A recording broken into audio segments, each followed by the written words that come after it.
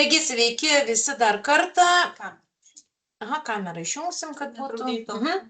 Taip, tai turime pasiruošę kelias prezentacijas iš tiesų, tai tiesiog norime trumpai prasibėgti per tokias 3 pagrindinės sritis, tai yra tarpininkavimo rašto pildymas ir pateikimas, užsieniečio paskyros kūrimas ir užsieniečio prašymo pateikimas. Tai skaidrių yra nemažai, pabandysiu greitai prasibėgti. Kaip jau ir minėjo Jolita, jeigu turite klausimų, rašykite juos į chatą, vėliau atsakysime. Taip pat turėsime kelis gale tokius dažniausiai jūsų dabar šiuo metu gaunamus klausimus, tai juos taip pat atsakysime. Tai pradėkime nuo, turbūt čia pasižiūrim. Taip, tai pradėkime nuo tarpininkavimo rašto pateikimo. Tai juridiniai asmenys jungiasi prie mūsų portalo migracija.lt, naudodami elektroninės valdžios vartų prisijungimą. Turbūt matėt, kad jis jau yra šiek tiek atsinaujinęs, įtakos tai mūsų paslaugoms neturėjo. Tai kas yra svarbu paminėti, kad šiuo metu dažniausiai migracija.lt paslaugomis juridiniai asmenys naudojasi turėdami kelis įgaliojimų tipus. Tai noriu paminėti, kad artimiausiu metu Migrija bus diegiamas naujas įgaliojimų modulis. Tai yra nebereikės įgaliojimų kurti per elektroninės valdžios portalą, įgaliojimus juridinio asmens vadovas kurs Migrija. Tai tokiu būdu bus sprendžiamos kelios problemos, nes dabar jeigu įgaliojimas yra sukurtas elektroninės valdžios vartuose, Migrio paskyroje mes jo nematome, jeigu kyla kažkokių problemų su įgaliojimais ne mūsų sistemoje, tai mes spręsti tų problemų negalime. Tai kai tik tais bus atnaujintas ir sukurtas tas modulis, mes jūs tikrai informuosime, pateiksime ir instrukcijas, kaip tai daryti, tai tikimės, kad procesas bus sklandus, tik tais pagrindinis dalykas, kad greičiausiai įgaliojimus reikės visus kurti iš naujo. Na, tai tiesiog ir patys atsinaujinsit, kam esate suteikę įgaliojimus, kas kokias teisės turi, ar gali įgalioti kitus asmenys, ar gali tik tais teikti prašymus, atstovauti užsienietį, atsiimti galbūt pagamintą dokumentą ir panašiai. Taigi, prisijungia prie naujos Migris paskyros, kaip matote, kaip uždaroji akcinė bendrovė. Turbūt jau visi ir esate matę atnaujintą Migrį.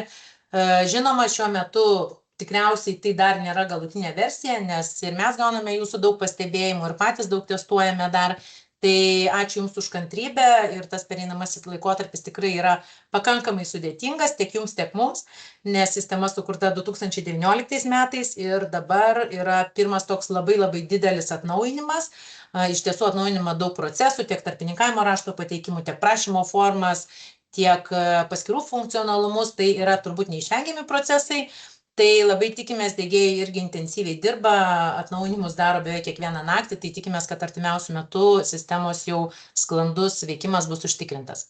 Taigi prisijungia prie paskyros, jums tikriausiai kas yra aktualiausia, tai yra tarpininkavimo raštų skiltis, renkamės naujas tarpininkavimo raštas ir kas yra čia nauja, nenauja, tai turbūt ir patys žinote, kad tarpininkavimo raštą gali pildyti ir piliečiai ir užsieniečiai, bet jums rekomenduojame rinkti skiltį juridiniams asmenims. Čia matote, žinote jau ir tą mūsų pranešimą apie užsienio paslaugų teikėjo padalinius, tai tiesiog čia įdėjome irgi, kad kiekvieną kartą jums tam tikri aktualūs pranešimai būtų iš karto matomi. Tai pasirinkę tarpininkavimo raštų skiltį, pasirenkame tarpininkavimo rašto tipą. Tai galima rinktis darbdavio darbo funkcijos keitimas, leidimo laikinai gyventi išdavimas keitimas, nacionalinė viza, Šengeno viza ir pasirinkę šitą pagrindą matote paslaugos aprašymą.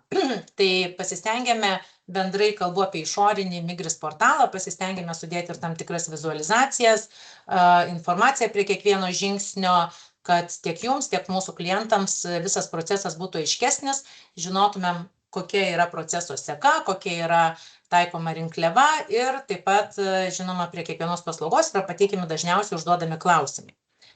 Tai kas yra naujo pildant tarpininkavimo raštą, tai yra atsirado tarpininkavimo rašto pildymo ir pateikimo vedlys, tam, kad jums būtų aišku, kokie yra žingsniai tolimesni ir prašyčiau labai išsijungti jūsų mikrofonus. Tai turbūt ir pastebėjote, ir anksčiau tas buvo, kad pildant tarpininkavimo raštą juridinio asmens duomenys yra užkeliami iš juridinio asmens paskyros. Juridinio asmens duomenys į Migris paskyrą gauname iš juridinių asmenų registro. taip pat ir anksčiau buvo ir dabar yra, kad tarpininkavimo rašte yra privalomi laukai, pažymėti raudona žvaigždute ir neprivalomi laukai. Tai mes tiesiog rekomenduojame tam, kad mes turėtume išsamesnę informaciją, prašytume, rekomenduotume užpildyti ir neprivalomus laukus. Antrasis žingsnis yra labai svarbus žingsnis, tai yra tarpininkavimo rašto pagrindas, kuriame jūs pasirenkate tarpininkavimo rašto rūšį, tai yra šiuo atveju aš pildau leidimo laikinai gyventi išdavimą arba keitimą, tai čia pasirinksiu, ar mes norime išduoti leidimą ar pakeisti, pasirinksime rašto tipą, tai čia matysite pagrindinės kategorijas atvykimo tikslas, darbas, mokslas ar kita, ir tuomet jau rašto pagrindas, tai jeigu aš pasirinksiu atvykimo tikslas darbas, tai galėsiu pasirinkti, tarkime, pagrindą, darbas pagal darbo sutartį ar studentas ir taip toliau. Čia jau šiek tiek esame pradėję irgi pildyti, kad jums parodyti, ką jau aš pasirinkau šiame tarpininkavimo rašte. Kas yra labai labai svarbu, visi žinote, kad teikiant prašymą per išorės paslaugų teikėją yra taikomi tam tikri apribojimai vadovaujantis vidaus reikalų ministro įsakymu. Taigi mes turime ir prioritetinės grupės prašymų, ir neprioritetinės prašymų grupės, kurias iš tiesų lemia kviečiamo atvykti užsieniečio pilietybė ir teikiamo prašymo ar tarpininkavimo rašto pagrindas, kuriame jau yra nurodomas konkretus užsieniečio atvykimo į Lietuvą tikslas. Tai kas yra nauja, kad pildydami tarpininkavimo raštą, jūs iš karto pasirenkate, kur bus teikiami dokumentai. Jeigu pasirenkate migracijos departamentas, tai čia viskas yra aišku, procesas paprastas, išankstinė peržiūra netaikoma, pasirenkate, pildote tarpininkavimo raštą. Jeigu tai yra išorės paslaugų teikėja, jūs turite nurodyti kviečiamo asmens pilietybę.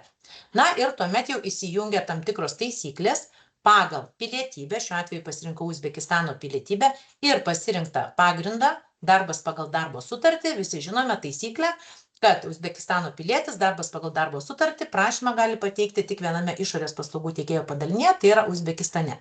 Jeigu aš būčiau pasirinkusi prioritetinės grupės prašymą, pilietybė įtakos neturi. Kitas atvejis, jeigu kviečiamas užsienietis priklauso G7 grupiai, žinote ar ne, Australija ir visos kitos valstybės, tuomet jisai galėtų nepriklausomai nuo pagrindo arba nuo išorės paslaugų teikėjo padalinio rinktis jam tinkamą lokaciją. Tai čia turbūt ir surašėm, gal nori papildyti kažką? Taip, aš tai noriu pasakyti, kad viskas yra teisingai.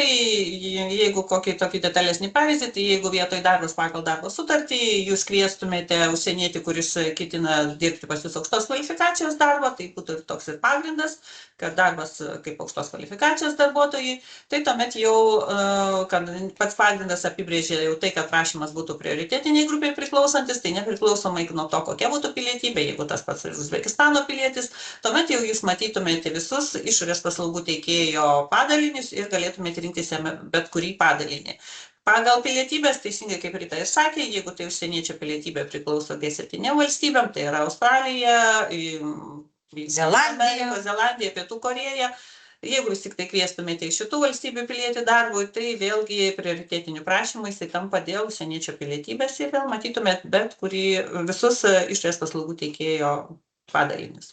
Taigi, tai kai pasirenkate išorės paslaugų teikėjas, įvedate užsieniečio pilietybę, svarbu atkreipti dėmesį, jeigu užsienietis turi kelias pilietybės, tarkim, jis turėtų Uzbekistano pilietybę ir Naujosios Zelandijos pilietybę, kuri priklauso G7 grupiai, tokiu atveju sistema jau išfiltruos, kad šitas užsienietis pagal jo antrą pilietybę gali teikti prašymą bet kuriame pasirinktame išorės paslaugų teikėjo padalinyje.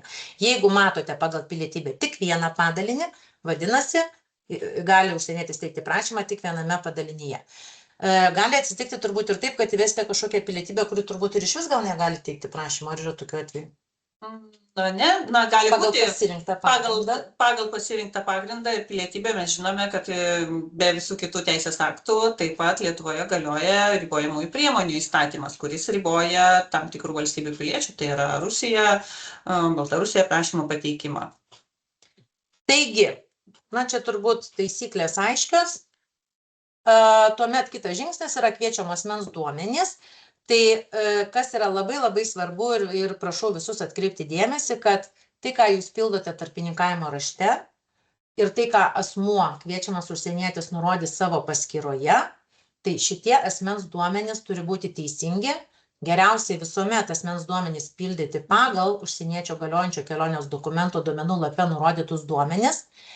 Nes jei šitie duomenys nesutaps, kai jūs pateiksite tarpininkavimo raštą ir praeisite netgi visą procesą, kuris bus sėkmingas, jeigu užsieniečio paskyroje bus nurodyti klaidingi duomenys su klaida ir panašiai, tuomet asmuo negalės pateikti tarpininkavimo raštą, bet apie tai papasakosime šiek tiek vėliau. Taigi, aš manau, kad tai Rita teisingai viską pastebėjo, tiesiog tai yra priminimas, ne, nes šita taisyklė galioja ir iki šiol, tai manau, kad jūs visi tą puikiai žinojot, kad tikrai bet kokius dokumentus pildant labai svarbu asmens duomenys nurodyti teisingai. Ir dar ką pamiršau paminėti, dėl ko pirmame tarpininkavimo rašto pagrindo žingsnyje mes jūsų prašome įvesti asmens pilietybę, tam, kad jūs iš karto galėtumėte tiesiog įsitikinti, ar šitas jūsų kviečiamas asmuo tuo pagrindu gali teikti prašymą per išorės paslaugų teikėją. Tai čia yra pirmas, kad jūs nevartumėt ir nepraeitumėt viso proceso, tada mes jums pasakysim, ne, šitas asmuo šito pagrindu negali atvykti. Tai tiesiog tai yra jūsų pačių įsitikinimui, kad viskas yra tinkama, važiuojant toliau. Taigi, antrame žingsnėje užsieniečio pilietybė yra ta pati, kur jau nurodėme, jinai perkeliama iš pirmo žingsnio, čia jums nieko pildyti nereikia, tiesiog reikia pereiti visą antro žingsnio visus laukus ir užpildyti reikiamus duomenis. Tarpininkavimo rašto duomenis, tai yra ketvirtasis žingsnis. Čia turbūt galėčiau pasakyti taip, kad anksčiau, kai pildydavote tarpininkavimo raštą, jūs pasirinkdavote kažkurioje vietoje atvykimo pagrindą iš klasifikatoriaus ir jau tuomet jums rodydavo skirtingus tarpininkavimo rašto laukus. Tai dabar jau mes viską pasirinkome pirmame žingsnėje ir šiame žingsnėje tai jau yra konkretus laukai, duomenys, pridedami dokumentai, kurie yra susiję būtent šiuo atveju su mūsų pasirinktu pagrindu. Leidimo laikinai gyventi išdavimas, darbas ir darbas pagal darbo sutartį.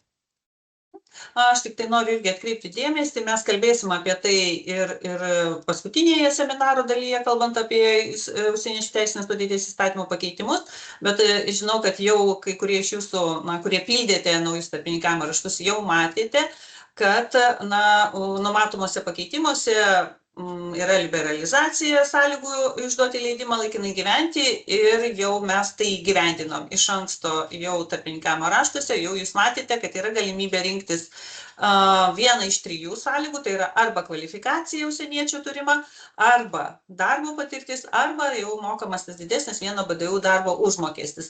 Tai jau šitas yra iš anksto įgyvendinta, aš tiesiog noriu pasakyti, kad tikrai galite drąsiai rinktis vieną iš 3 sąlygų, visi prašymai, kurie pagal šitos tokiu būdu užpildytą tarpininkavimo raštą bus priimti ir bus nagrinėjami pagal tą sąlygą, kurią nurodėte. Tai čia ne klaida, čia tiesiog jau, iš ankstinis toks. Taip, žinome, kad sistemos, per 1 valandą nėra pakeičiamos, tai ne popierius, kur užbraukiai seną, parašiai naują. Mes jau šitą numatomą UTPI pakeitimą jau iš karto įdėgiam, taip kad jau galit naudotis. Tikrai visi, kaip sakiau, prašymai, kurie bus priimti iki pakeitimų įsigaliojimo, jie ir bus taip nagrinėjami, kaip jūs jame, kokią sąlygą nurodysite. Na kągi, pildėm, sėkmingai viską užpildėme, ar ne, ir kas yra svarbu 5. žingsnyje, kaip ir visi žinome, tarpininkavimo raštams arba taikoma iš ankstinė peržiūra ir imama valstybės rinkliava, arba ne. Tai šiuo atveju mūsų tarpininkavimo raštui yra taikoma iš ankstinė peržiūra, matote ir trumpą tekstą, ir matome, kad dega mygtukas apmokėjimas, vadinasi, mums reikia sumokėti už tarpininkavimo rašto peržiūrą. Jeigu ankstesnėme lange nepasirinkote mygtuko apmokėjimas arba, tarkim, ten kažkur užsižiūrėjote, išsijungė langas ar dar kažkas, tai visuomet mygtuką apmokėti matysite tarpininkavimo raštų skiltyje prie konkretaus tarpininkavimo rašto kortelės ir galėsite pasirinkti mygtuką apmokėti. Kaip matote, dega būsena tarpininkavimo rašto neapmokėta. Tai yra svarbu visuomet pasižiūrėti ir bendrame tarpininkavimo raštų sąraše, kai bus tos kortelės suskleistos, jūs taip pat matysite visas tarpininkavimo rašto būsenas. Taigi pasirinkome apmokėti, apmokėjome, čia pas mus testinėje aplinkoje suma buvo 18 €, tai tikroji suma visuomet pakol kas yra 50 €, tai kai susimokėsite ir viskas bus sėkmingai, matysite tarpininkavimo rašto būseną pateiktas peržiūrai iš ankstiniai, tuo atveju, jeigu teikite prašymą ne per išorės paslaugų teikėją ir prašymų netaikoma iš ankstinė peržiūra, matysite mygtuką, tarpininkavimo raštas pateiktas. Taigi, keliaukime toliau. Ką mes čia dar matome, čia turbūt gal jau visi ir matėt, nematėt, kad turite naują darbalaukį, vėliau darbalaukis dar bus papildytas kalendoriaus funkcionalumu, kuriame jūs taip pat matysite visus svarbius įvykius, užsieniečių vizitus į išorės paslaugų teikėją arba migracijos padalinį, kažkokius tai svarbius įvykius, jeigu reikia pateikti ar papildomus dokumentus, tai čia šiek tiek vėliau. Šiuo metu matote naujausi pranešimai. Galite juos skaityti, nueiti į juos ir taip pat pirmame lange, ką padarėme, tai yra nagrinėjami prašymai. Tai matote paskutinius su naujausiamis būsenomis nagrinėjimus prašymus ir kol kortelės nėra išskleistos, tiesiog greituoju būdu galite pasižiūrėti prašymo būseną. Tai turbūt, jeigu matote žalią, tai bus priimtas, atmestas, jeigu geltona, tai yra kažkokia tarpinė būsena, na, raudona šiuo atveju prašymas yra atmestas. Taigi, kas dar yra labai svarbu, kad išankstinės tarpininkavimo rašto peržiūros metu Migracijos departamentas gali grąžinti tarpininkavimo raštą patikslinti. Tai yra šitą lūkestį iš jūsų jau girdėjome ir anksčiau, kad pateikiau, bet galbūt kažko nesusižiūrėjau, noriu patikslinti. Tai šitą jūsų poreikį mes įgyvendinome. Žinoma, tai neturi būti begalinis procesas, taigi realizacija yra tokia, kad kai mes gauname tarpininkavimo raštą išankstiniai peržiūrai, mes jį įvertiname ir jo metu sutikriname pagrindinius tarpininkavimo rašto duomenis, taip pat sutikriname prisektą užsieniečio kelionės dokumento duomenis su užsieniečio nurodytais duomenimis tarpininkavimo rašte ir galime jums grąžinti tokį tarpininkavimo raštą patikslinti. Dar vienas mūsų išgirstas poreikis buvo, kad galėtume tikslinti visus tarpininkavimo rašto duomenis. Prašom, tikslinkit visus tarpininkavimo rašto duomenis, tačiau tai galite daryti, vėlgi paminėsiu vieną kartą. Kai mes jums grąžiname tikslinti tarpininkavimo raštą,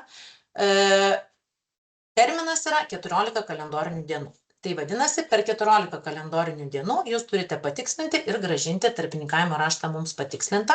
Jeigu jūs to nepadarote, po 14 kalendorinių dienų sistema automatiškai atmeta tokį tarpininkavimo raštą, procesas yra baigtas, matysite būseną, kad tarpininkavimo raštas yra atmestas ir tokiu atveju pildysite naują tarpininkavimo raštą, mokėsite naują valstybės rinkliavą ir iš naujo eisime visą procesą. Čia matote irgi pranešimą iš juridinio asmens paskyros prie pranešimų, kad jūsų akcinės bendrovės prašymas dėl numeris toks, dėl asmens tokio buvo grąžintas patikslinti ir čia matysite terminą, sistema paskaičiuos automatiniu būdu 14 kalendorinių dienų, matysite konkretų terminą, iki kurio jūs turėsite patikslinti tarpininkavimo raštą. Ir čia matote priežastį, kai mes grąžinsime jums tikslinti, nurodysime konkrečias priežastis, čia yra testinė aplinkoje, tai tiesiog tokį rašėme, pagal kurias turėsite patikslinti. Tai žinoma, jūs galite tikslinti pagal mūsų pateiktas pastabas, galite tikslinti ir kažką papildomai, tai tiesiog atkreipkite dėmesį, kad jeigu jūs patikslinsite kažką papildomai ir tarkim tai netitiks kažkokių reikalavimų ar dar kitų dalykų, gavę jūsų patikslintą tarpininkavimo raštą, mes jau turėsime tik dvi galimybės – jį priimti arba atmesti. Taigi, jeigu po grąžinimo tarpininkavimo raštas bus atmestas, vadinasi, jau reikės iš naujo daryti visą procesą. Taip, ką dar matome? Taigi, kai tarpininkavimo raštas grįžta jums patikslinti, jūs matysite tarpininkavimo rašto būseną, reikalingas patikslinimas ir galėsite pasirinkti mygtuką patikslinti. Kas yra svarbu? Mygtukų matome daug, ar ne, pildyti šio tarpininkavimo rašto pagrindu. Šito mygtuko tikslinimo atveju nesirinkite, nes pradėsite naują tarpininkavimo raštą. Taigi šiuo atveju būsena reikalingas patikslinimas, renkamės patikslinti ir patiksliname tarpininkavimo raštą.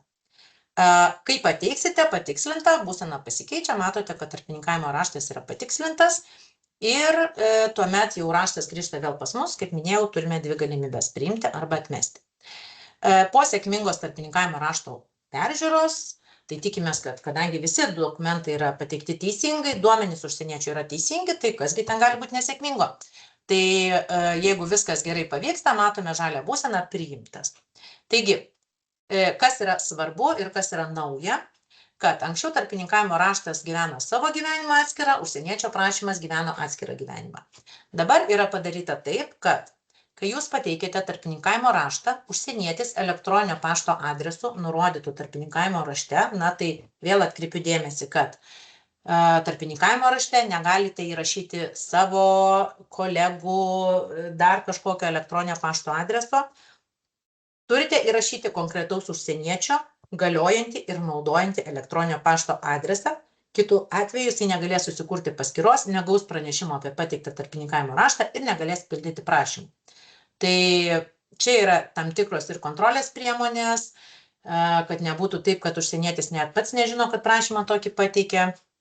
Tai labai svarbu nurodyti teisingą užsieniečio elektroninio pašto adresą. Taigi keliaukime toliau ir tada keliausime į antrą skaidrę, tuoj sekundėlę. Tai antrame pristatyme norėsime jums trumpai parodyti, manau, kad jums tai irgi bus aktualu, užsieniečio paskyros kūrimas, nes čia taip pat turime šiek tiek naujovių ir vis tiek jūs bendraujate su užsieniečiais, tai galbūt klausimus dėl paskyros kūrimo jie užduos ir jums. Tai tada labai trumpai prasibėkime. Taip, užsieniečio paskyros kūrimas. Taigi, užsieniečiai prie Migracija LT portalo jungiasi dažniausiai naudodami elektroninio pašto adresą. Žinoma, jeigu tie užsieniečiai galbūt ir Lietuvoje jau gyveno anksčiau, galbūt turi kažkokias elektroninės atpažinties priemonės, jie taip pat gali naudoti ir prisijungimą per elektroninius valdžios vartus. Tačiau šiuo atveju aptarsime prisijungimo su elektroniniu paštu galimybę. Taigi, kas yra labai svarbu? Kadangi atlikti tam tikri sisteminiai pakeitimai ir seniau tikrai užsieniečiai jau buvo susikūrę paskyrų. Paskyros, kaip žinote, yra kelių lygių. Taigi, jeigu užsienietis turėjo anksčiau, bandžiau prisijungti su slyva@gmail.com, prisijungiau, ten nieko nedariau, galbūt pradėjau pildyti prašymą, bet ta mano paskyra ir liko tokia neautorizuota. Kada yra paskyra autorizuota ir pakeliama į aukštesnį lygį, tai yra tuomet, kai mes fiziškai įsitikiname užsieniečio asmens tapatybę. Vadinasi, užsienietis turi atvykti arba pas mus, arba į išorės paslaugų teikėjo padalinį. Mes sutikriname dokumentus, mes pasižiūrime, kad tai yra tas žmogus, to asmens prašymas ir tuomet paskyra jo tampa aukštesnio lygio, tuomet užsienietis jau savo paskyroje mato ir daugiau duomenų, ir gauna pranešimus, ir mato įvairius savo dokumentus ir panašiai turi žymiai daugiau funkcionalumų. Tai tokiu atveju, jeigu užsienietis tą paskyrą aktyviai nesinaudojo ir jinai buvo neautorizuoto lygio, mes tikrai rekomenduojame primygtinai tokiam užsieniečiui kurti naują paskyrą. Tai dabar tikrai gauname daug pranešimų ir iš jūsų, ir iš užsieniečių, kad negalim kurtis, tai visiems sakom tą patį. Dėl ko taip atsitiko? Taip atsitiko vėlgi saugumo sumetimais, visi žinom kibernetinio saugumo reikalavimus ir taip toliau. Tai nuo šiol užsienietis jungiasi su elektroninio pašto adresu ir nuolatiniu slaptažodžiu. Tai va tas nuolatinis slaptažodis yra suteikiamas kuriant paskyrą. Taigi anksčiau jie turėjo laikiną tam tikrą slaptažodį ir dabar, jeigu spausite pamiršau slaptažodį, tai jisai negaus, nes jisai neturėjo nuolatinio slaptažodžio. Taigi, ką siūlom? Kurti naują paskyrą, ne? Tai kai susikursite naują paskyrą, tai paskyros kūrimo, ne jūsų, o užsienietį žinoma, tai irgi bus paskyros kūrimo vedlys tam tikras, užsienietis turi įvesti vardą, pavardę, gimimo datą, lytį, pilietybę ir nurodyti savo pakartoti elektroninio pašto adresą ir susikurti nuolatinį tą jau slaptažodį, jį pakartoti ir atsiminti ilgam laikui. Telefono numeris, ir 2 faktorių autentifikacija, ji buvo ir anksčiau, tai tiesiog primename, kad autentifikuotis galima naudojant tam tikras autentifikavimosi programėlės arba elektroniniu paštu. Patvirtiname, kad duomenys paskyros yra teisingi. Tuomet pagal 2 faktorių autentifikaciją, kadangi aš pasirinkau elektroniniu paštu, užsienietis elektroniniu paštu gaus pranešimą su laikinu slaptažodžiu, kurį įvedęs jau pateks į sistemą. Kiekvieną kartą, vadinasi, užsienietis turi įvesti nuolatinį slaptažodį ir elektroniniu paštu gautą laikinąją slaptažodį. Taigi, dokumento duomenys, kaip jau minėjau, kurdami paskyrą, užsieniečiai turi įvesti informaciją apie savo galiojantį kelionės dokumentą. Tai duomenys tokie kaip ten numeris ar nuo kada iki kada galioja, turbūt visiems yra aišku. Tačiau, kas man pačiai buvo keista, kad tiek užsieniečiai, tiek galbūt ir juridiniai asmenys ir kiti vis dar painioja kelionės dokumento tipą. Tai pabrėžiu, kad dažniausiai užsieniečiai pas mus atvyksta su pasu. Mes šitą pasirinkimą įdėjome į pirmą eilutę, Žinoma, europiečiai galbūt atvyksta ir su asmens tapatybės kortele, galbūt su diplomatiniu pasu. Liko, man atrodo, 7 pasirinkimai. Vienas iš jų yra užsieniečio pasas. Tai nemaišykite, nes užsieniečio pasas yra Lietuvoje. Tai jo, aš padėsiu. Tai užsieniečio pasas tai nėra iš mūsų pusės žiūrint to asmens, kuris atvyksta. Tai yra užsienietis, kuris atvyksta ir tai yra jo pasas. Ne, užsieniečio pasas tai yra dokumentas, kurį valstybė išduoda užsieniečiui šalyje gyvenančiam, kuris dėl tam tikrų objektyvių priežasčių negali gauti savo valstybės paso. Tai dėl šitos priežasties, suprasdami, ir praeityje matydami, kad kartais kyla tokių nesusipratimų, būtent šitą pasirinkimą pasas iškėlėm į patį viršų, kad, iš karto jį pamatyti. Tai tiesiog žinokit, jeigu ir užsienietis, kurį kviečiate, klaustų, kurį dokumentą rinkti, tai visuomet renkamės dokumentą pasas. Tais atvejais, aišku, gali atsitikti ir tokių atvejų, kad jūs įdarbinate jau Lietuvoje gyvenantį užsienietį, kuriam Lietuva yra išdavusi užsieniečio pasą. Savo šalies dokumento jisai galbūt neturi. Tai gali būti kaip konkretesnį pavyzdį, tai greičiausiai tai gali būti susiję su Baltarusijos piliečiais, kurie Lietuvoje galbūt turi leidimą laikinai gyventi, taip vadinamą humanitarinį leidimą, kuris išduotas tuo pagrindu, kad Baltarusijos pilietis negali grįžti į savo valstybę, į Baltarusiją, dėl to, kad gali būti persekiojamas nedemokratinio režimo. Tokiu atveju tai yra tam tikros grėsmės sugrįžti į savo kilmės valstybę ir pasibaigus Baltarusijos išduotam pasui, tokiam piliečiui išduodamas būtent Lietuvos užsieniečio pasas. Tai esant tokiai situacijai, tai šitą dokumentą ir reikėtų rinktis, bet jūs tada jau matysite, kad jums pirmiausia jisai užsienietis toks pateiks savo paso kopiją, jūs matysit, kad pasas išduotas Lietuvoje ir jiems bus nurodyta, kad tai yra užsieniečio pasas. Tuomet jūs pasirinksite šitą klasifikatoriaus opciją. Jeigu tai asmuo atvykstantis iš kitos valstybės, savo valstybės pasą pateikia ir renkatės visuomet pasas. Tai Jolita pasitikslinu, kaip balsas iš salės. Tai vadinasi, jeigu matau dokumentą pasas išduotą, pavyzdžiui, Zimbabvėje, tai yra tos valstybės išduotas dokumentas. Jeigu matau užrašytą užsieniečio pasas ir jį išdavė Lietuva, tai ir yra šitas dokumentas, kuris yra išduotas Lietuvoje, ir tai nėra tikrasis kelionės dokumentas. Taip, tačiau, Rita, taip nebūna mūsų srityje, kad viskas būtų paprasta ir visuomet yra išimtis. Be abejo, gali atsitikti taip, kad jūs kviečiatės, ir asmenį be pilietybės, kviečiate dirbti asmenį, kuriam valstybė, iš kurios jis atvyksta, išduota galbūt ir net ir pabėgėlio kelionės dokumentą. Bet tuomet tai iš karto jau ir matosi pačiame dokumente, kad jau jo pavadinimas yra kitas. Paprastai užrašytas pavadinimas būna virš veido atvaizdo. Tai tokiais atvejais be abejo jūs tada jau rinksitės tą pasirinkimą iš klasifikatorius, kuris atitinka užsieniečio pateiktą dokumentą. Gerai, jau apie tą dokumentą užsikalbėjome, tai tikimės visiems viskas yra aišku ir keliaukime toliau. Taigi, kas yra nauja? Vėlgi, tiek jūsų, tiek mūsų, tiek visų tokiam bendram supratimui, tai pasiruošimas nuotraukai reiškia, kad kurdamas paskyrą užsienietis turės nufotografuoti tiek savo kelionės dokumento duomenų lapą, tiek savo veido atvaizdą. Tai trumpa instrukcija, kad reikia pasiruošti. Fotografuojame, čia mes įdėjome Lietuvos Respublikos piliečio pasą, tiesiog, kad būtų aišku, kas yra duomenų lapas, nes šitą lapą tikrai visi žinote. Taigi užsienietis turi suteikti leidimą kamerai, žinoma, ir prieš kamerą turi nufotografuoti kelionės dokumentą. Kitas žingsnis būtų nufotografuoti veidą, tai taip nenorėjau rašyti, bet selfie pasidaryti tiesiog. Tai irgi, kas yra svarbu, darant veido atvaizdą, kad veikia tam tikros validacijos, tai yra tikrinamas veido atvaizdo gyvumas, laipsnis, yra tikrinama, ar tai nėra kačiukas ar šuniukas ir taip toliau. Tai tiesiog ir užsieniečiams reikėtų pasakyti, kad tai iš tiesų turi būti to užsieniečio, kuris kuria paskyrą veido atvaizdas, tai neturi būti kažkokia nuotrauka ar dar kažkas, todėl kad yra ir validacijos visų pirma, visų antra.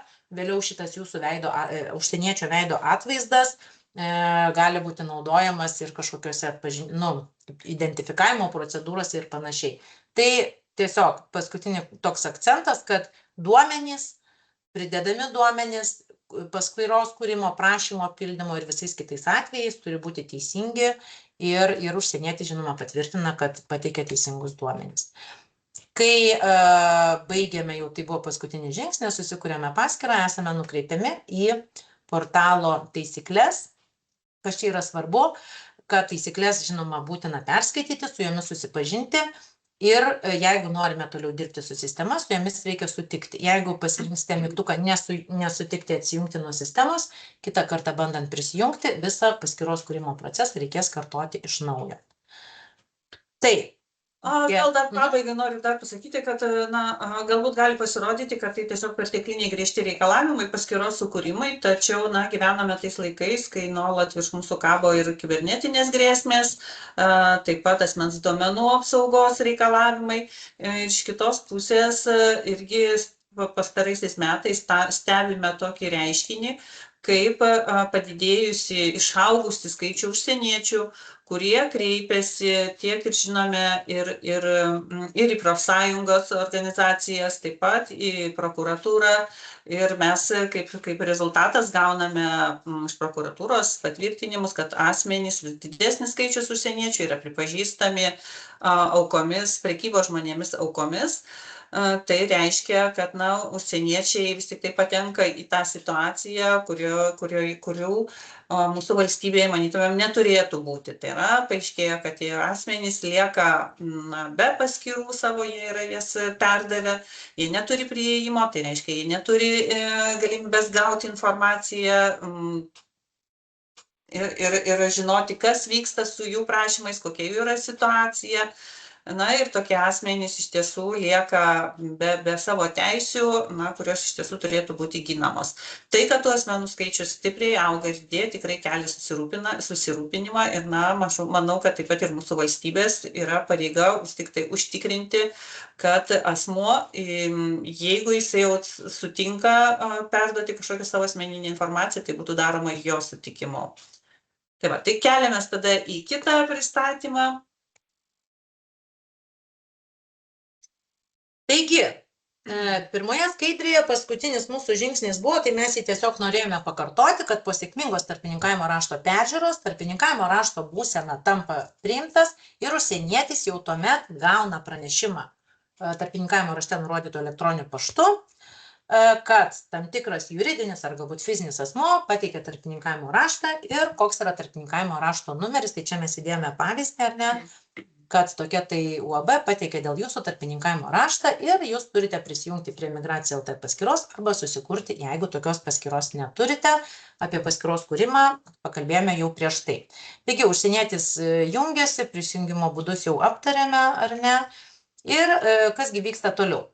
Patekęs į savo darbalaukį, tai matot jau turbūt, kad juridinio asmens darbalaukis vienaip atrodo, užsieniečio darbalaukis atrodo kitaip ir jeigu jungsitės kaip Lietuvos Respublikos pilietis, jūsų darbalaukis atrodys dar šiek tiek kitaip, kadangi bandėme pritaikyti ir atitikti kiekvieno individualaus kliento poreikius. Tai pagrindinis turbūt užsieniečio skirtukas bus prašymai, ar ne? Tai matome naujas prašymas, tai čia yra tuo atveju, jeigu prašymas yra teikiamas be tarpininkavimo rašto ir matome mygtuką naujas prašymas, tuomet, kai yra pateiktas tarpininkavimo raštas. Čia vėlgi matote, kad užsieniečiai savo paskyroje taip pat mato spalvas, būsenas, tai yra analogiškos kortelės, ką žiūrėjome ir juridinio asmens paskyroje. Taigi, turime gautą elektroninių paštų žinutę su tarpininkavimo rašto numeriu. Tai dabar, kas yra šitoje vietoje svarbu, dėl ko prieš tai labai akcentavome duomenų teisingumą. Įvedus tarpininkavimo rašto numerį, sistema patikrina tarpininkavimo rašte nurodytus asmens duomenis ir juos palygina su užsieniečio paskyros duomenimis. Tai ir gavau, ir pati žiūrėjau, ir konsultavau, nes ne vienas buvo toksai atvejis, kad juridinis asmuo rašo, aš tarpininkavimo rašte nurodžiau viską gerai, o dabar užsienietis negali pateikti prašymo, tai kai palygini tos duomenis ir matai, kad jie skiriasi, nes užsienietis įvedė kitą vardą ar kitą pavardę, tai tas duomenų tikslumas yra labai svarbus. Ir šiuo atveju užsienietis mato, kad nurodyti asmens duomenys yra užpildyti pagal jo paskyros duomenis ir kad yra nesutapimas, matome, ar ne? Šiuo atveju sistema parodo, kad nesutampa tarpininkavimo rašte nurodyta pavardė su užsieniečio paskyroje nurodyta pavardė. Tai vat, kuris laukelis nesutaps, tai tą užsieniečiui ir paryškins, kad jisai pasižiūrėtų. Na, šiuo atveju, žinoma, galimi keli scenarijai. Vienas scenarijus yra toksai, kad jūs tikrai teisingai kelionės dokumento duomenis užpildėte ir tarpininkavimo rašte nurodėte teisingus užsieniečio duomenis. Migracijos departamentas pasižiūrėjo dar ir išankstinės peržiūros metu. Na, viskas yra labai gerai, tvarkingai, bet užsienietis, kai kūrė savo paskyrą, na, gal kažkur užsižiūrėjo, gal pramigo šiek tiek ir neteisingai įsivedė, padarė klaidą. Tai tokiu atveju yra dvi galimybės. Pirma, užsienietis gali koreguoti savo paskyros duomenis. Žinoma, tai neturi būti tas atvejis, kad juridinis asmuo padarė klaidą ir tada užsienietis pagal tą klaidą koreguoja asmens paskyrą, nes vėlgi tai yra tiek jūs, tiek užsienietis esate atsakingi už teisingų duomenų pateikimą ir prisimate už tai atsakomybę. Taigi, užsienietis gali koreguoti paskyros duomenis, tokiu atveju jam atsidarys skirtukas mano duomenis, kuris tai galės juos koreguoti. Čia turbūt svarbu paminėti kelis dalykus, kad jie, žinoma, bus aprašyti atskirai ir čia daug nesiplėtosiu, bet užsienietis gali koreguoti savo visus paskyros duomenis tuo atveju, kai jis yra neautorizuotas, vėliau, kai keičiasi paskyros lygis, arba tarkim, jeigu užsienietis jau turi teisinę padėtį Lietuvoje ir turi asmens kodą, tai taip paprastuoju būdu paskyros duomenų jis tai koreguoti negali. Jeigu užsienietis negali koreguoti duomenų, tuomet jis jau kreipiasi į techninę Migris pagalbą, gali pateikti pridedamą kelionės dokumentą ir sprendžiama situacija individualiai. Taigi, pasižiūrėjome, kad mano paskyros duomenys yra teisingi. Tuomet, kas lieka, tuomet aš patvirtinu, kad paskyroje nurodyti duomenys yra teisingi, vadinasi, klaida buvo padaryta tarpininkavimo rašte. Tokiu atveju užsienietis spaudžia mygtuką siųsti pranešimą kvietėjui ir, kadangi jau ir išankstinė peržiūra buvo ir viską pasitikrinome, bet užsienietis patvirtino, kad jo duomenys teisingi, juridinis asmuo gauna pranešimą. Taip pat juridinis asmuo, kiek atsimenu, mato nesutapimus, kurie buvo, tačiau šiuo atveju tarpininkavimo raštas, neatsimenu tikrai kokia būsena, yra panaudotas tikriausiai kabo ir jūs jau tokį tarpininkavimo raštą galite atšaukti arba jo pagrindu pateikti naują tarpininkavimo raštą, pasižiūrėdami, kokios buvo padarytos klaidos ir pateikdami teisingus duomenys. Taigi, bet viskas mūsų atveju buvo labai sėkmingai, visi labai atsakingai užpildėme duomenis. Ir užsieniečiui įvedus tarpininkavimo rašto numerį, atlikus jo paiešką, mes matome, kad viskas sutampa ir galime pildyti prašymą šio tarpininkavimo rašto pagrindu. Kaip jau minėjau, dar vienas svarbus labai dalykas, dėl ko kalbėjau apie kelionės dokumento pridėjimą paskyros kūrimo metu. Jeigu paskyroje nėra pridėtas kelionės dokumentas, toks užsienietis prašymo negalės pildyti. Aišku, yra tam tikrų išimtinių gal atvejų, bet kaip ir pakalbėjome, jūs turbūt irgi nesivežate į Lietuvą užsieniečių neturinčių jokių dokumentų. Tai šita vieta yra svarbi. Ir kas yra, kaip jau minėjau, tas esminis skirtumas, kad prašymas yra pildomas tarpininkavimo rašto pagrindu. Tai yra tęsinys tarpininkavimo rašto. Jūs turbūt irgi jau pastebėjot, galbūt ir Jolita čia dar daugiau pasakys, kad tarpininkavimo rašto pati forma buvo šiek tiek atnaujinta ir papildyta tam tikrais duomenimis, kuriuos anksčiau teikdavo užsienietis, bet vėlgi, ten nežinau, kokie tai galėtų būti. Taip, iš tiesų, tos dokumentus, visus, kurie dar buvo neperkelti iš anksčiau į tarpininkavimo raštą, tai viską, ką turėtų pateikti darbdavys, apie užsienietį, tai, kas susiję būtent tiesiogiai su darbdaviu, išskyrus taip vadinamą neteistumo pažymą, kur yra asmeninis dokumentas, užsienietis jie rūpinasi, gauna iš savo šalies, tai yra būtent visiškai jo praeitį patvirtinantis dokumentas, visa kita yra jau pridedama tarpininkavimo rašte. Galbūt be abejo kviečiant užsienietį būtent darbo pagrindu, tai jau kažkokių tokių dokumentų ir anksčiau nebuvo ir dabar nėra. Tačiau mes sulaukėm vieno iš klausimų, kad kur pridėti dokumentus, jeigu norite juos pateikti dar kažkokius papildomai. Tai visą šitą informaciją, visus dokumentus, kuriuos norite papildomai pateikti iš savo kaip darbdavio pusės, jūs pridedate tarpininkavimo rašte. Tarpininkavimo rašte, visose tarpininkavimo raštuose yra galimybė pridėti papildomus dokumentus prisegti, taip pat laukas pastaboms. Tai irgi, jeigu norite kažką tai perduoti migracijos departamentui iš savo pusės, kažkokios tai galbūt aplinkybės su įmonės veikla, su užsieniečių, kurie kviečiate, su užsieniečių ar tai kvalifikacija, ar darbo patirtim. Kažkas, ką norėtumėte įrašyti, kad mes žinotume, nagrinėdami prašymą iš anksto jau, tai visą tai galite surašyti.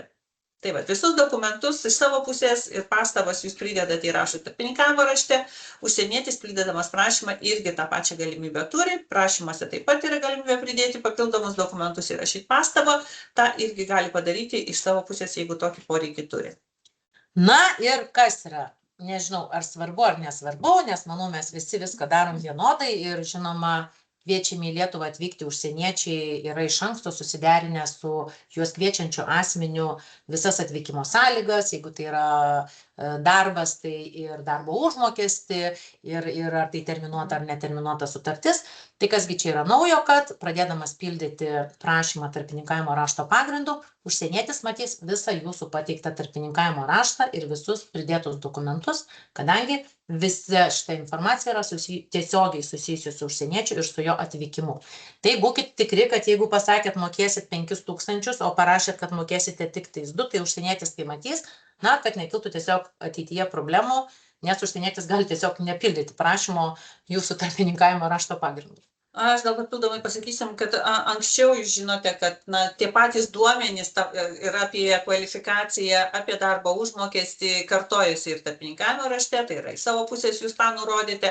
Taip pat šitos duomenys buvo prašoma nurodyti ir prašymai iš užsieniečio. Tai šiuo metu tas duomenų dubliavimas yra jau panaikintas, mes jo išvengėme, kadangi tai yra vienas dokumentas. Ta, ką jūs tarpininkavimo rašte nurodėte, be abejo, šitie duomenys yra aktualūs ir svarbus ir užsieniečiui. Todėl taip jisai šitos duomenys mato, bet tai aš nemanau, kad čia yra kažkas tai labai naujo ir keisto. Tiesiog tokiu būdu išvengėme duomenų dubliavimo.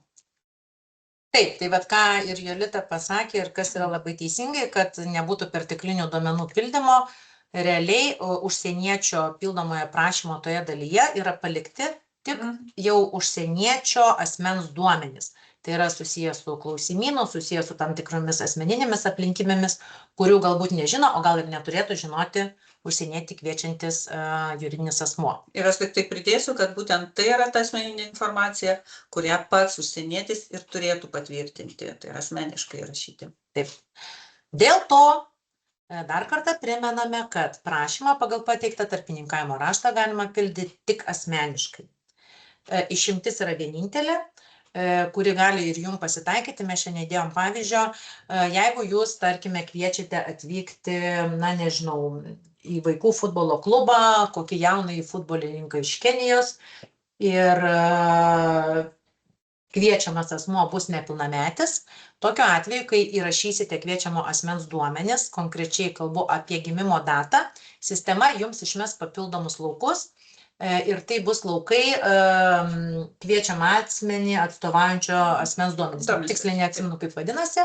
Tai tokiu atveju nurodysite to vaiko ar vieną iš tėvų, ar globėjus, ar kažkokius kitus teisės atstovus, nurodysite ir jų duomenis ir tokį jau toliau prašymą pagal pateiktą tarpininkavimo raštą pildys būtent tas nepilnamečio vaiko atstovas iš savo asmeninės paskyros. Na, nes nepilnamečiai vaikai paskyrų neturi ir tikrai jų negalima bus kurti. Tai svarbu, visi užsiakcentuojam, kad šitą prašymo dalį privalo pildyti pats užsienietis. Taigi, ką čia matome toliau, irgi yra vedlys, prašymo teikimo aplinkybės, čia jau buvo ir pasirinkta Uzbekistanas, pilietybė, asmens duomenys, tai čia persikelia duomenys iš paskyros ir yra galbūt papildomi kažkurie duomenys, ankstesnė pavardė ar ten tam tikra papildoma asmeninė informacija, kurią užsienietis pats užpildo. Prašymo duomenys, tai čia irgi yra jau pagal jūsų pasirinktą tarpininkavimo rašto pagrindą, kuris toliau nuvilnija iki pačio prašymo dalies. Tai yra šiuo atveju darbas pagal darbo sutartį, pridedami dokumentai, užsieniečio atveju bus tik neteistumą įrodantis dokumentas. Tai vat, ką Jolita ir sakė, jisai neturės pridėti darbo sutarties, dar kažkokių dokumentų, kur ten jūs jiems siūsite, jisai kels. Šiuo atveju jam realiai reikia užpildyti tik savo asmeninę informaciją ir pridėti neteistumo pažymą. Taigi, atsiprašau,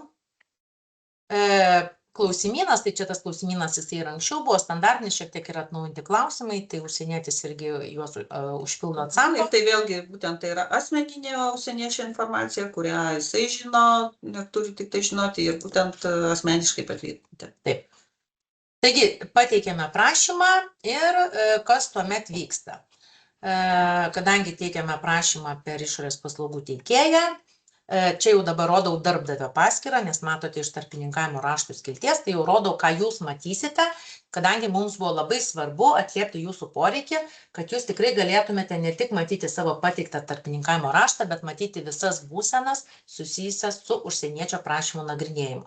Taigi, nuo šiol jūs matote viską. Kada jo prašymas yra pateiktas, kokia yra jo būsena, kada priimtas sprendimas ir taip toliau. Tai šituo atveju jūs matote tarpininkavimo raštų skiltyje, prie konkrečios tarpininkavimo rašto kortelės. Tarpininkavimo raštas yra panaudotas būsena įgyja tada, kai užsienietis pateikia prašymą. Tai vadinasi, šitas jau tarpininkavimo raštas yra užimtas. Tai va, ką matote jūs pas save, jūs matote, kad šiuo metu prašymo būsena yra išankstinė peržiūra, vadinasi, Migracijos departamentas vertina prašymą. Prašymo vertinimui yra lygiai ta pati taisyklė galioja kaip ir tarpininkavimo raštui, kad jeigu prašymas yra grąžinamas patikslinti, užsienietis turi 14 kalendorinių dienų, per kurias pagal mūsų pateiktas pastabas gali patikslinti prašymą. Jeigu per 14 dienų mes negauname patikslinto prašymo, toks prašymas yra automatiškai atšaukiamas ar ne, atmetamas, bet kartu atmetamas yra ir tarpininkavimo raštas. Kadangi tai yra tarpininkavimo raštas plus prašymas, atskirai jie neturi prasmės, tai tokiu atveju abudu dokumentai tampa atmestais. Ir čia jūs matote grąžintas tikslinti. Taigi, taip, Aš įsiterpsiu, nes, kaip pavyzdį, kokiu atveju galėtų būti grąžintas tikslinti. Pavyzdžiui, užsienietis gavo pažymą dėl neteistumo iš savo valstybės, bet pamiršo ją, jinai ne anglų kalba surašyta, galbūt tos valstybės kalba, ir pamiršo padaryti vertimą. Vertimas, primenu, gali būti daromas nebūtinai į lietuvių kalbą, tai gali būti vertimas į anglų kalbą. Jeigu pati pažyma anglų kalba sudaryta buvo, tai jokio vertimo tuomet nereikia. Bet pagal mūsų pavyzdį užsienietis pamiršo pridėti vertimą, prideda savo valstybės kalba sudarytą pažymą, be abejo, mes sunku mums susigaudyti, suprasti. Štai mes ir grąžinam patikslinti 14 dienų, užsienietis išverčia pažymą ir jau prideda pažymą su vertimu ir vėl grąžina mums prašymą ir prašymas toliau keliauja. Dar kas yra labai svarbu ir aš turbūt pamiršau paminėti, tai jūs mane kolegos pataisykite. Kas yra nauja, labai nauja, ar ne? Nepakalbėjome turbūt apie tarpininkavimo rašto galiojimą. Taip, iš tiesų. Taigi, ką visi atsimename nuo to, kai tarpininkavimo raštas buvo atskirai ir prašymo pildymas buvo atskirai, tarpininkavimo raštas galiojo 5 mėnesius. Kadangi visi mes norime, kad procesai būtų sklandus ir kuo greitesni, jūs laukite atvykstančių užsieniečių, tai dabar taisyklė yra tokia. Nuo to momento, kai jūsų tarpininkavimo raštas praeina išankstinę peržiūrą, jeigu jį yra taikoma ir jo būsena tampa priimtas ar pateiktas, įsijungia 2 mėnesių skaičiavimas. Tai vadinasi, per tuos 2 mėnesius užsienietis turi pateikti prašymą pagal jūsų pateiktą tarpininkavimo raštą. Aš tik tai noriu dar užsitvirtinti, kad tai 2 mėnesiai tai nėra, nevertinkim to kaip tarpininkavimo rašto galiojimas. 2 mėnesiai tai yra laikotarpis, per kurį užsienietis turi užpildyti prašymą. Nes anksčiau, prisimenam, 5 mėnesiai, tai buvo nuo tarpininkavimo rašto pateikimo iki vizito. Užsienietis turėdavo atvykti į vizito dieną, dar tarpininkavimo raštas turėjo būti nepraėję 5 mėnesiai. Šiuo atveju 2 mėnesiai tai yra pirmasis etapas, tai yra 2 mėnesiai užpildyti prašymą. Manau, kad tikrai 2 mėnesiai yra pakankamas laikas užsieniečiui apsispręsti, išsiaiškinti, kaip tai padaryti ir prašymą užpildyti. Taip. Tuomet iš karto tada eikime ir toliau pasakykime, kad kai užsienietis per tuos 2 mėnesius pateikia prašymą, tuomet jau nebėra svarbu to tarpininkavimo rašto galiojimas ir mes tuomet vykdome išankstinę peržiūrą, jeigu tai yra reikalinga, įvertiname, gražiname tikslinti arba negražiname, bet kai su užsieniečio prašymu atliekame visas procedūras ir užsieniečio prašymas tampa pateiktas išorės paslaugų teikėjui, vadinasi jau po mūsų išankstinės peržiūros, tuomet įsijungia dar vienas skaičiavimas 4 mėnesiai. Ir per tuos 4 mėnesius užsienietis turi rezervuoti vizitą ir į jį atvykti. Taigi mes išskaidėm tą tarpininkavimo rašto 5 mėnesių tokį griežtą terminą, kur patekdavo labai daug įvairių situacijų, ar net ten kažką aiškinamės, kažkas kažko nepateikė. Tai dabar yra 2 mėnesiai, per kuriuos užsienietis nuo to, kai jūsų TR jau praeina išankstinę peržiūrą, tai jau švarus pateiktas tarpininkavimo raštas. 2 mėnesiai pateikti prašymą, tada tam tikras laiko tarpas, kuris į niekur nesiskaičiuoja, tai yra prašymo vertinimas.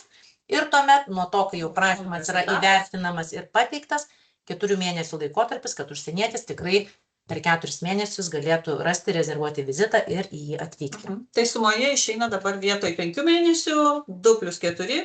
Iš viso 6, plus tarpelis dar atliekamos procedūros, kuris prašymo peržiūra.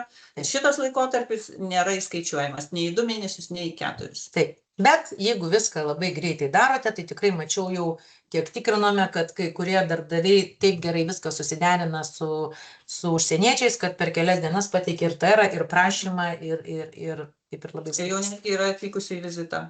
Nu, Lietuvoje. Puiku.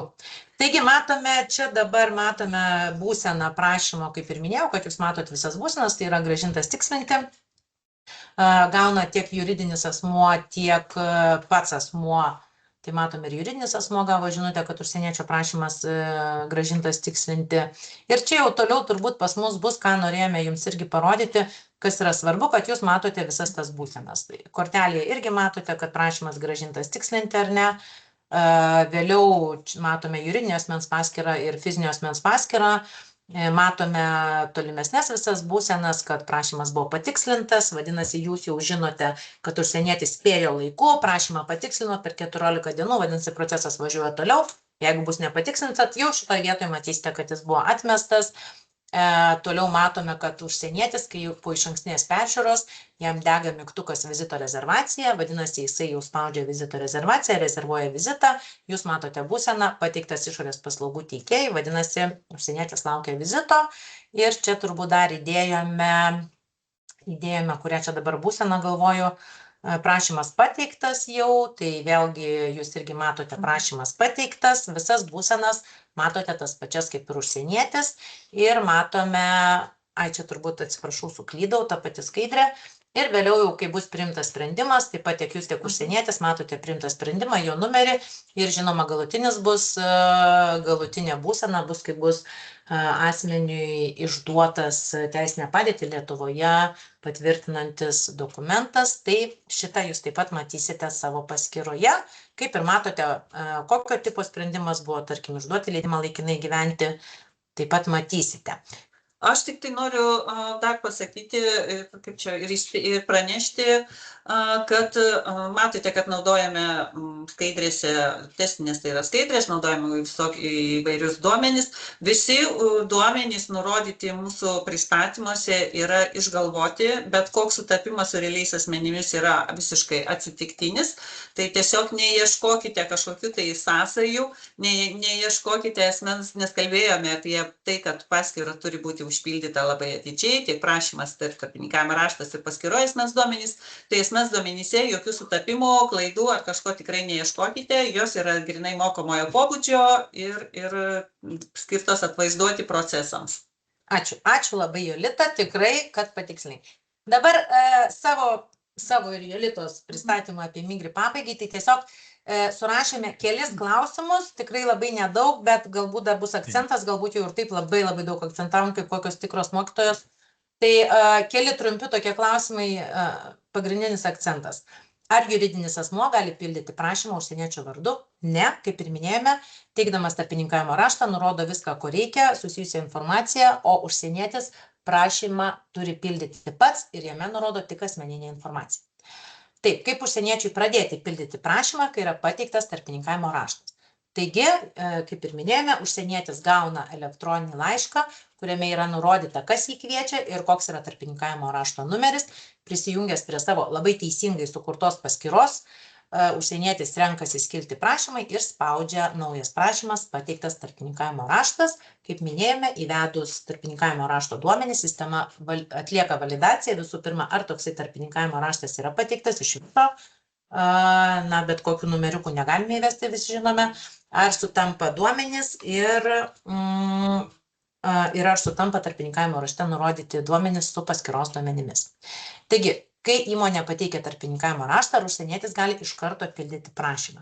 Taigi, jeigu tarpininkavimo raštas yra nemokamas, kai jūs jį užpildysite ir pateiksite, jo būsena bus priimtas, ar ne? Nes jam nereikia išankstinės peržiūros, tuomet užsienietis iš karto gaus žinutę elektroniniu paštu, kad pateiktas toks tarpininkavimo raštas. Jeigu tarpininkavimo raštui taikoma išankstinė peržiūra, vadinasi, užsienietis galės pildyti prašymą tik tuomet, kai bus atlikta išankstinė peržiūra, kai ji bus sėkminga, tuomet užsienietis vėlgi gaus pranešimą elektroniniu paštu, kad gali pildyti prašymą. Taip, kiek laiko galioja TR ir per kiek laiko užsienietis turi užpildyti prašymą. Pasikartojame. Užsienietis turi išpildyti prašymą per 2 mėnesius nuo tarpininkavimo rašto pateikimo, kai tarpininkavimo raštas įgauna būseną priimtas. Matėt, visi žaliai pas juridinį asmenį labai gražiai dega. Neužpildžius per tą laikotarpį tarpininkavimo raštas bus atmestas. Ir tą tik tai papildomai pabrėžiu dar kartelį, kad tai yra tik 2 mėnesiai tik prašymo užpildymui. Ne vizitui, ne atvykimui, tik pačiam elektroniniam prašymo užpildymui. Taip. O jau toliau prašymą peržiūrėjus, jeigu vykdoma išankstinė peržiūra, tada jau vizito rezervacija ir atvykimai tai jau yra 4 mėnesiai. Taigi, per kiek laiko reikia patikslinti grąžintą tarpininkavimo raštą? Per 14 kalendorinių dienų. To nepadarius, tarpininkavimo raštas bus atmestas. Kodėl užsieniečiai norinčiam užpildyti prašymą ir įvedant tarpininkavimo rašto numerį rodo, kad toks tarpininkavimo raštas neegzistuoja. Ką tokiu atveju tiksliau reikėtų daryti? Tai visų pirma, reikėtų pasitikslinti, kokia yra nurodyto tarpininkavimo rašto būsena. Galbūt jūs tik pateikėte, pradėjote jį pildyti, numeriukas jau yra, bet jam dar vykdoma išankstinė peržiūra, o galbūt jis grąžintas patikslinti ir jo būsena dar nėra priimtas. Labai svarbu tai akcentuoti, nes iš principo tai užsienietis gali pildyti prašymą tada, kai gauna pranešimą savo elektroniniu paštu. Žinoma, gali atsitikti ir taip, kad kažkur tas pranešimas nukeliavo į spamą arba kažkur pasimetė, o gal netyčia vaikas ištrynė.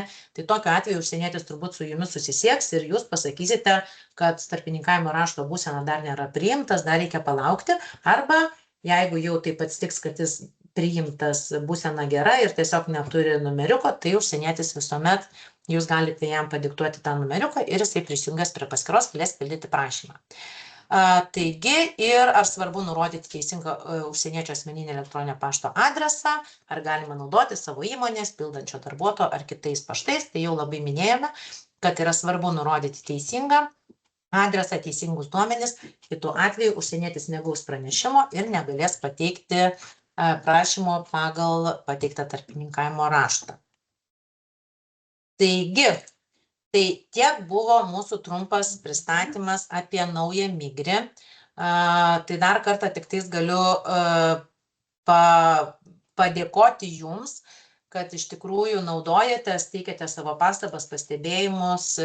Mes iš tiesų stengiamės kartu su diegėjais kuo greičiau ištaisyti dar likusias klaidas ir užtikrinti, kad tas procesas būtų sklandus. Pildome paskyras ir jūsų, ir fizinių asmenų paskyras dar ir papildysime naujais funkcionalumais. Netrukus turėtų startuoti ir mobili Migris aplikacija, kurioje jūs lygiai taip pat telefonu patogiai galėsite sekti užsieniečių prašymų nagrinėjimo eigą, matyti savo tarpininkavimo rašto eigą ir taip toliau. Taigi, teisingai Darius mane taiso, kad mobili aplikacija iš tiesų bus skirta fiziniams asmenims stebėti jų paskyrą, nes juridiniai asmenys turbūt nelabai kaip ir turėtų prie jos prisijungti. Tai dabar labai ko gero būtų patogu tą daryti, kadangi dėl duomenų, dėl prašymų gausos, kurias reikėtų siekti. Taip. Tai aš irgi noriu Ritai paantrinti, kad Migris kaip ir gyvas organizmas, jisai gimsta, auga, vystosi, keičiasi nuolat, tie pokyčiai būna kartais nepastebimi galbūt jums, bet kiti jums yra reikšmingi. Tai, ką mes jums čia pristatėm, tai nėra pabaiga. Ir kaip Rita minėjo, taip ir bus ir toliau kitų pakeitimų. Tai tokiu atveju, aišku, mes apie juos jūs informuosime tiek savo svetainėje, o galbūt ir toliau tolimesniuose susitikimuose. Šitą susitikimą planavom valandai laiko, bet manau, kad vis tiek paskutinė dalį, tai yra apie būsimus numatomus užsieniečių teisinės padėties įstatymų pakeitimus, tikrai nepraleisime ir tuomet perduodu žodį Jolitai ir tikrai mačiau jūsų klausimus.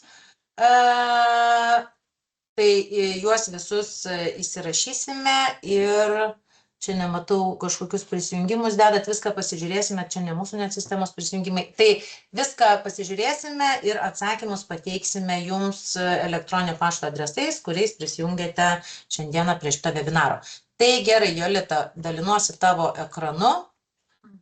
Štai, tai tikimės, kad šiandieną Seime bus vis tik tai svarstomas projektas dėl užsieniečių teisinės padėties įstatymo pakeitimo ir gali būti, kad jau šiandien vakare bus priimtas ir jau turėsime oficialiai patvirtintus pakeitimus. Šiandien su jumis naudodamiesi proga norėjome ir pasidalinti, kokie jie bus. Tai pirmas ir ko gero didžiausias pokytis ir kas mūsų laukia, tai yra naujas dokumentas, taip vadinamas skaitmeninis užsieniečių registracijos pažymėjimas. Na ir kas tai yra dokumentas, kuriuo bus patvirtinama užsieniečių teisė likti Lietuvos Respublikos teritorijoje. Tai nėra leidimas laikinai gyventi, tai nėra dokumentas, kuris prilyginamas leidimui gyventi, tai tiesiog dokumentas, kuris užsieniečiui sudarys galimybę likti Lietuvoje ir sulaukti sprendimo dėl leidimo laikinai gyventi. Šitas dokumentas bus išduodamas 6 mėnesiams, tai yra laikotarpis toks pakankamai, manau, didelis ir ilgas, pakankamas sulaukti sprendimo. Jeigu taip įvyksta, kad sprendimas vis tik tai negali būti priimtas ir per šitą laikotarpį, tai leidimas laikinai gyventi, tai yra užsieniečių registracijos pažymėjimas, galės būti keičiamas. Taip pat vienas iš svarbių dalykų, kuris, manau, jums yra ir labiausiai aktualus bus, kad šitas pažymėjimas suteiks teisę užsieniečiui dirbti. Tai nėra absoliuti teisė bus, tai yra užsienietis, kuris dirbo Lietuvoje turimo leidimo galiojimo laikotarpiu ir jisai tęsia tos darbo santykius, tai jis turės galimybę su pažymėjimu tos darbo santykius tęsti ir kaip matysite toliau, pažymėjime apie tai bus pažymima. Taip pat, jeigu užsienietis vykdo individualią veiklą, taip pat šią veiklą galės ir toliau vykdyti. Tai dabar turbūt vienas svarbiausių klausimų, kam tas pažymėjimas bus išduodamas. Tai pažymėjimas bus išduodamas tuo atveju, jeigu užsienietis pateikia prašymą pakeisti leidimą laikinai gyventi ir iki pasibaigė užsieniečio turimo leidimo laikinai gyventi galiojimas, sprendimas dėl naujo leidimo nėra priimamas. Kaip žinote, taisyklės pateikti prašymą pakeisti leidimą laikinai gyventi yra tokios, kad užsienietis šį prašymą gali pateikti likus bent vienai turimo leidimo laikinai gyventi galiojimo dienai, tai yra kol leidimas laikinai gyventi galioja, bet ne anksčiau kaip prieš 6 mėnesius iki turimo leidimo laikinai gyventi galiojimo pabaigos. Tai reiškia, kad jeigu ir užsienietis ir darbdavys pasilieka pakankamai laiko, teikia prašymą iš anksto, sakysim, prieš 4 mėnesius, tai to laiko dar yra, bet jeigu įvyksta taip, kad užsienietis negalėjo, nesigavo, negalėjo anksčiau pateikti prašymo ir tai daroma jau paskutinėmis dienomis turimo leidimo galiojimo, tai užsieniečiui iškyla ir dabar klausimas, kągi daryti. Jeigu tai nebuvo pasirūpinta iš anksto, leidimas pasibaigė, užsienietis, jeigu nesinaudoja bevizų režimu, turi iš šalies išvykti. Tai skaitmeninis užsieniečių registracijos pažymėjimas šitą problemą sprendžia. Tokiu atveju užsienietis galės pateikti prašymą per Migris, užpildyti trumpą labai prašymą ir jam per 3 dienas bus suformuojamas skaitmeninis pažymėjimas, išsiunčiamas į jo paskyrą ir užsienietis galės likti Lietuvoje. Kita kategorija užsieniečių, kuriems šitas skaitmeninis pažymėjimas galės būti išduodamas, tai yra užsieniečiai, kurie pateikė prašymą išduoti, jau nepakeisti, aš pažymiu, išduoti leidimą laikinai gyventi, bet įstatymas numato, kad tik tai tuo atveju, jeigu užsienietis prašymai išduoti leidimą laikinai gyventi teikia kitų pagrindų. Ką tai reiškia? Na, pavyzdžiui, užsienietis turi galiojantį leidimą laikinai gyventi tuo pagrindu, kad užbaigė Lietuvoje studijas.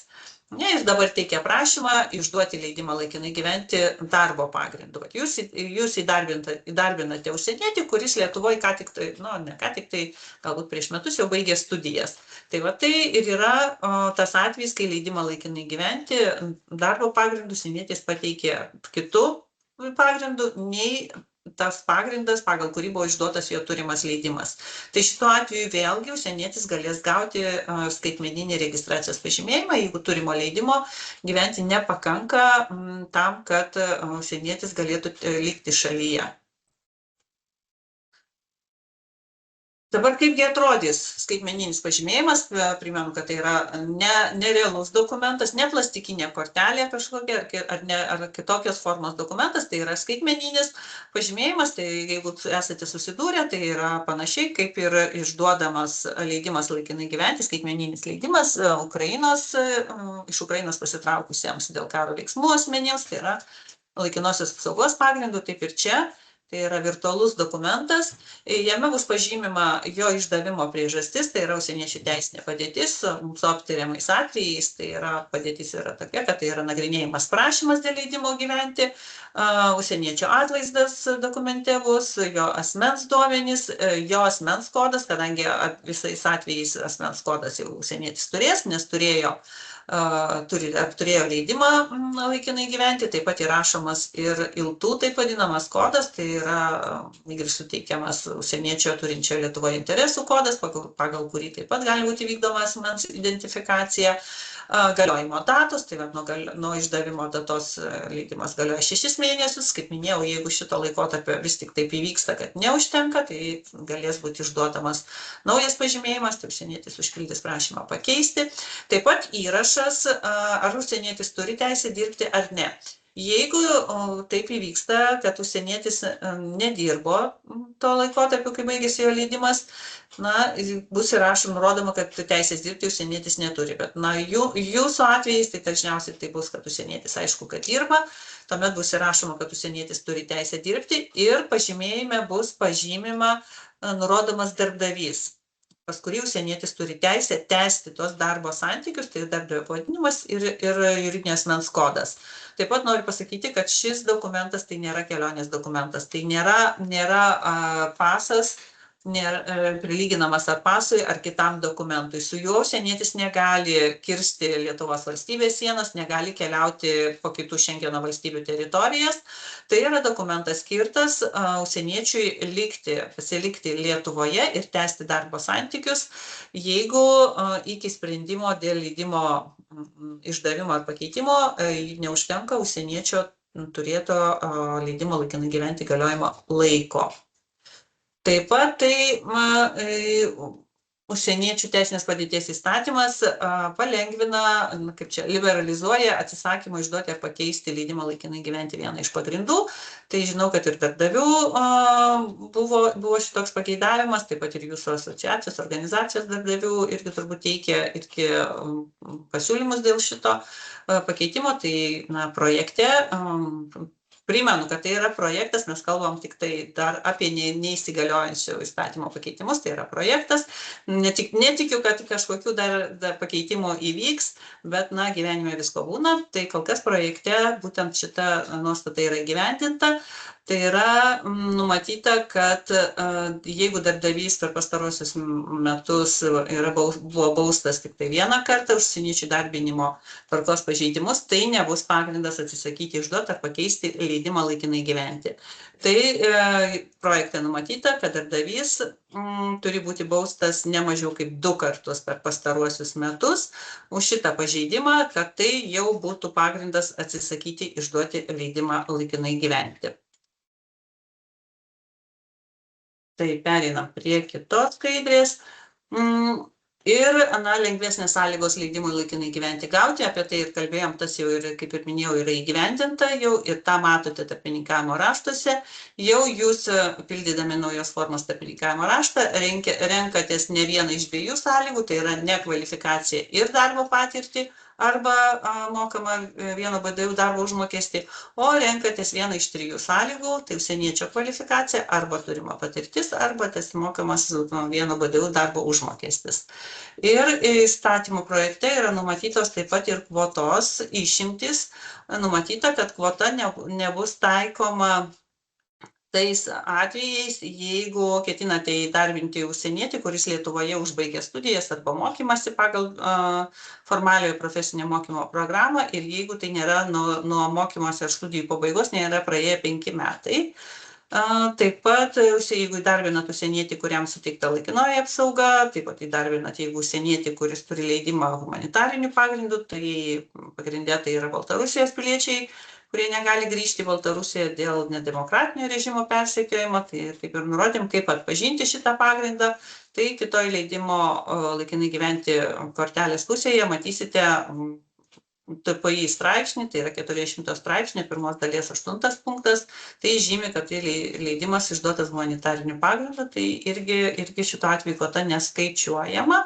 Taip pat nauja dar viena išimtis, kvota nebus skaičiuojama, jeigu pas jūs ateina dirbti užsienietis, kuris turi leidimą šeimos susijungimo pagrindu.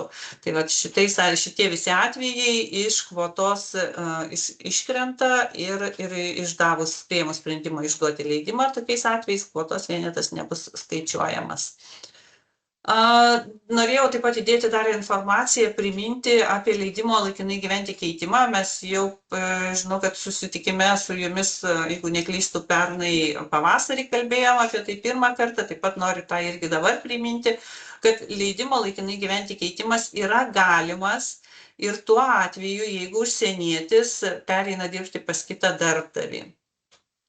Tai šituo atveju ir nebūtina teikti prašymo pakeisti darbdavį. Aišku, pakeisti darbdavį procedūra trumpesnė ir jie naudokitės tuo atveju, jeigu dar yra pakankamai ilgas užsieniečių turimo leidimo laikinai gyventi galiojimas. Tačiau, jeigu jau artėja leidimas prie pabaigos ir vis tik taip įvyksta, kad užsienietis pereina toliau dirbti ketina pas kitą darbdavį, jūs galite teikti prašymą ir pakeisti leidimą laikinai gyventi, nebūtinai išduoti. Tokiu atveju be abejo sutaupysite irgi kvotos vienetą. Tai va šitą noriu priminti, naudokite šitą galimybę ir tikrai prašymai nebus atmetami, bus pakeistas leidimas, o užsienietis tada jau dirbs jau pas naująjį darbdavį. Naujovė dar viena, dėl darbdavio keitimo srityje, darbdavį bus galima pakeisti net ir pasibaigus darbo santykiams, numatytos projekte du atvejai, tai yra, kai užsienietis turi leidimą trumpiau negu 2 metus, ir dėl darbdavio keitimo kreipėsi Migracijos departamentą per 3 mėnesius nuo darbo santykių nutraukimo tačiau turi būti pateikęs pranešimą apie nutrauktus darbo santykius. Tai bus nauja pranešimo forma, ją taip pat matysite Migryje. Tai vykdžius šitą sąlygą darbdavį galima bus pakeisti net ir nutrūkus darbo santykiams. O jeigu užsienietis turėjo leidimą ilgiau negu 2 metus, tai reiškia ne vieną konkretų leidimą, kuris šiuo metu užsieniečiui išduotas, bet tai buvo išduotas vienas leidimas, vėliau pakeistas leidimas, tai reiškia, kad užsienietis leidimus laikinai gyventi turėjo trumpiau negu 2 metus arba ilgiau jau negu 2 metus. Tai irgi pateikė pranešimą apie nutrauktus darbo santykius ir tuomet jau darbdavį pakeisti galės per 6 mėnesius nuo darbo santykių nutraukimo. Ir dar vienas pakeitimas, šiuo atveju tai yra jau sugriežtinimas, prašymų pateikimo Lietuvoje sugriežtinimas. Šiam momentui šitas įsigaliojimas, šito pakeitimo yra numatytas lapkričio 1 dienai. Tai įstatymas numato, kad jeigu užsienietis teikia prašymą darbo pagrindu, šitai netaikoma aukštos kvalifikacijos darbuotojams, tai tik tai paprastiems kvalifikuotiems darbuotojams. Tai Lietuvoje galės pateikti prašymą tais atvejais, jeigu turės galiojantį leidimą laikinai gyventi, Lietuvos išduoda nacionalinę vizą, kitos Šengeno arba ES valstybės išduotą leidimą, arba jis naudojasi bevizių buvimu. Tai yra valstybės, kurie taikomas bevizis buvimas Šengeno erdvėje pilietis. Kitais atvejais prašymą tokius užsienietis galės pateikti tik tai per išorės paslaugų teikėją. Tai, toks yra įvestas sugriežtinimas, ir žiūrėsim, ar šiandien jį ir tikrai taip ir patvirtins. Tai dėkui Jums už dėmesį. Kaip ir minėjome, į Jūsų pateiktus klausimus visus juos išsisaugome, apibendrinsime ir pasitengsime atsakyti ir atsakymai su Jumis pasidalinsime.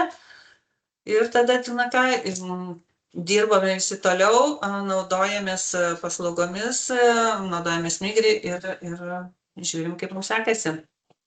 Ačiū Jums visiems, gražios ir sėkmingos dienos viso.